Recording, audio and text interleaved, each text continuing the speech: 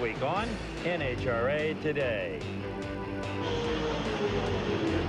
I'm Steve Evans at Force World USA in Yorba Linda, California. Hi, I'm John Force, 6-time funny car champ. I'm going to show you my new home.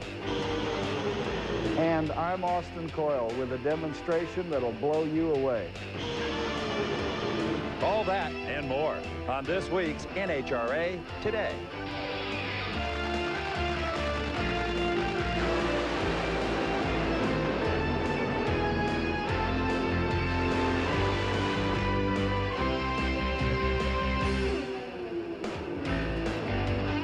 NHRA Today is brought to you by Mopar, Chrysler Corporation Parts, and the Chrysler Plymouth Dodge Jeep and Eagle dealers who sell and install them. SRA Elwood Designs Xfinity Series came to the Mid-Ohio Sports Car Course for 35 laps for one of the first road course races that SRA has done in quite a long time, so it's definitely a learning curve for a lot of drivers. Tyler Shire was on the pole with Michael Guerrilla, David Fish, David Schutt, and Justin Gable, the top 5, as the field came for the first corner with relatively no issues. The field was settled in potentially for 35 laps. But coming into turn number 2, Justin Gable goes down and blocks Bobby Zielinski, shoves him into the grass, and Zielinski would hang on, and then everything would get sorted out, and the race would eventually continue on. On lap 2, there was problems for Ronnie Norman. He gets loose in turn 1, overcorrects, and then gets into Nicholas Caressel. He does a great job of hanging on to the car and decides to do a little bit of off-roading, catching some air over one of the bumps, but he would fall back deep in the field. It was not a factor the rest of the way. And with the drivers not being on a road course a long time, even the best can have issues. Lap 4, Bobby Zielinski was running in the 4th spot, but he goes way wide in turn number 3, and he would fall back from the rest of the top 3 leaders, eventually rejoining without any issues at all. But then on the same lap is when problems would start to begin for the 13 of Justin Gable, who was running in the number 5 spot. A couple corners later, he would lose control and almost save it, but then he overcorrects, and then David Schutt helps him out a little bit as Gable goes looping it around in turn number 7, and he would fall back deep in the field.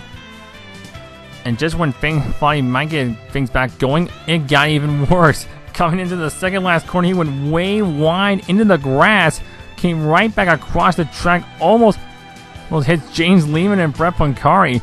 He would loop the car around, but he would fall back even further in the field. After green flag pit stops were finishing out, as Jeremy Dominique was coming into the pits, David Schutt would get the lead on number 17, but then he and Tyler Deschamps would start to have a duel for the lead on the front straightaway. And of course, after those green flag pit stops, David Schutt was the only one who took 2 tires, and Deschamps would bonsai into turn 1. He took the lead, then shut the cross over the bank fenders once, and then going into the hairpin in turn number 2, they would bang fenders again, and Tyler Deschamps would take over the race lead once again, and look to perhaps set sail for the rest of the field and look to get his second win of the season. But then as the last one winding down, Bobby was starting to close him, and Deschamps roughs up Lachlan McMillan after going wide in turn number 6, and he would allow Zielinski to catch up, because on lap number 29, Bobby goes deep in turn 2, took the lead briefly, but Deschamps got it right back, and he would eventually hang on. A little deeper in the field, Zach Hudson was trying to catch Brett Pancari for the number 8 spot, but he would go way wide in turn number 3, and just then as he was coming back up onto the track, Chris Deschamps, Justin Gable, and Delonte Ballard were all having problems. Deschamps got loose, Gable goes wide, so did Ballard, and Ballard hits Gable, and Gable goes spinning around, almost similar to what happened in Homestead Miami Speedway. Tyler Deschamps would go on to hold off Bobby Zielinski and get his second win of the season, and that makes 2 of the last 4 races, and the 25 has picked up a victory. Final results with Tyler Deschamps, Bobby Zielinski, Michael Guerrilla, David Fish, David Schutt, Jeremy Dominique, Brett Pancari, Zach Gade Hudson, Justin Gable, and Delonte Ballard would complete the top 10 after 35 laps in a caution-free race at Mid-Ohio. In the point standings with 2 job races counted, Tyler Deschamps has the lead by 7 over David Schutt and Femi Olat. Nicholas Caressel was 12th back, then it's Alex Peck, Justin Gable, Delonte Ballard, Ariati, Brett Pancari, and Nicholas Shelton around the top 10. We'll take a quick break and come back to the SRA Gen 6 Series at Charlotte. In auto racing, the big Q stands for quality. In Quaker State's 11,000 RPM Porsche-powered Indy car. In Ricky Rudd's 625 horsepower high-torque V8. These great racing engines demand the great name in motor oil. Quaker State with QSX, proven to run clean for unbeatable protection from wear and tear. And the Quaker State that protects all these engines on the track is the same oil you buy right off the shelf. Quaker State, the big Q stands for quality. Always has, always will.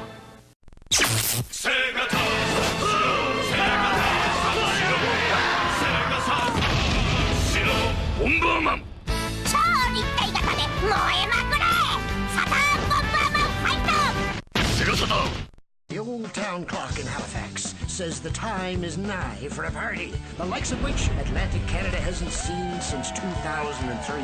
That could only mean one thing. Briar's coming back, and it's time for you to get your tickets because we're in the mood for a party in Halifax. It's a sure thing. It's a sure thing. Everybody sing. Tim Hortons Briar. It's a sure thing. The SRA Gen 6 Series presented by JR Number 3 went to the Charlotte daytime configuration. After the wild mayhem and chaos at Bristol, we weren't sure what to expect as the drivers came to the Charlotte Motor Speedway, the home of NASCAR, and the home to many of the big-name teams in NASCAR racing. Connor Anton was on the pole with Nicholas Shelton, Ariani, Femi Olad, and Tyler Sharp in the top 5 as the field. And we'll go around the Charlotte Motor Speedway for 130 laps around the Charlotte daytime configuration. That usually provides a lot of interesting racing and some different handling configurations as well of the cars. In the exit of turn 2, Nicholas Shelton would use that outside line to his advantage as car gets a little bit swirly, and Shelton would take over the lead and get the first lead change on lap number 1. Then lap 21, there were problems for Anthony Emery. He got loose on the front straightaway, got into the grass, then overcorrects and hits the outside wall. And Christopher Matthews, the unofficial member of Bullet Club, had nowhere to go and smashed into the right side of his car. And now bringing out the first caution on lap number 21 at the Charlotte Motor Speedway. On lap 27, after a restart, Mr. Beach and Eric Sable make contact on the front straightaway. Eric Sable goes off, really gets some big air over for the infield oval. He would continue on, but then Beach gets loose in the entrance to turn number 1. He would lock it down, but that would bring out the second caution of the race on lap number 27. And then lap number 54, Ariani and David Shutt hook on the front straightaway in the exit turn 4. They both crash, and then Shutt tried to lock it down, but he gets bulldozed by Nicholas Carrazzo, who then goes flying into the pits. Luckily, did not hit any pit crews. Now bring out the third caution later on number 54. And when they got back going, it was once again the man who, wherever he shows up, he dominates. Nicholas Shelton was leading every lap thus far as he was absolutely dominant once again, just showing the incredible pace he had. And another guy having a great run was R.J. Williams. He was up in the top 5 most of the race after avoiding some of the wrecks early on, and was having a terrific run, looking for one of his best finishes in his career in SRA. And then, as the second green light pit stops were finishing out, Tyler Sharp was staying out on older tires, trying to make it to the end of the race. And on lap 112, Nicholas Shelton just blows his doors off the exit turn 2 and took over the race lead once again. But then just when it looked like we were going to enter the green on lap number 121, Nick Norfolk gets into Ducharme in the exit turn number 4. Ducharme spins it out, and luckily no one hits him. But I'll bring out the caution and set up a final shootout to the finish. And on that race, on the number 127, Nicholas Shelton jumped out in front of Femi Olad. And just when it looked like we were going to finish on the green, all heck broke loose. Bobby Cheney gets in the tire of the Charlotte. Nick Norfolk goes spinning into the wall, and a humongous pile up, and cars were flying all over the place.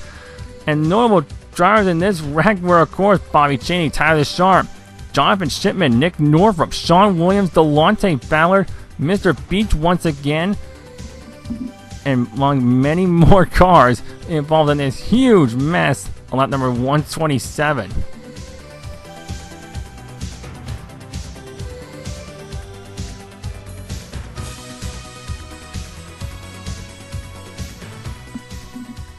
And that giant wreck would prove to be the end of the race, as Nicholas Shelton would once again pick up the winner's shot as the race would end under the caution flag.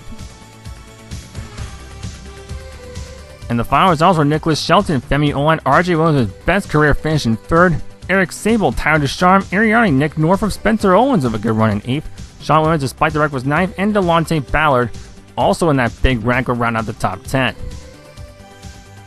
And in the points standings, it would be Femi Olin with the lead by 3 over Ariardi. Then it's Bobby Cheney, Nick Northrup, Nicholas Shelton, Nicholas Carter are tied for 5th. David Shutt was 7th, Tyler Ducharme was 8th, Delonte Ballard was 9th, and Connor Anton, the pole sitter, would round out the top 10. And finally, in the team standings, Rip-A-Dart Racing with the lead with 779, Heavy Hair Motorsports at 752, GMHR at 737, The Grinch, Cycle Spirit Motorsports, East Coast Outlaws Racing, and the part-timers round the top 7 after the weekend races.